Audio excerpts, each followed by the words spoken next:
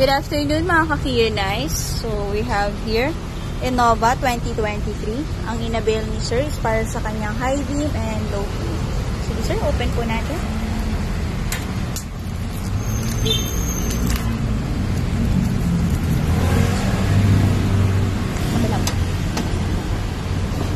So sa high beam niyo po sir is HVT and ang napili niyo pong color is 6,000 glazing white. 19,200 lumens na po siya.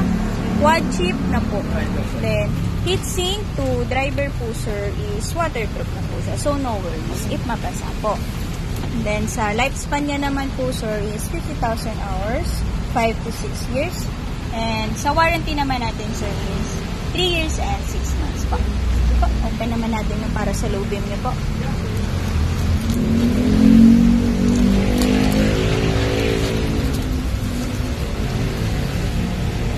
Low beam ni sir, ito naman siya.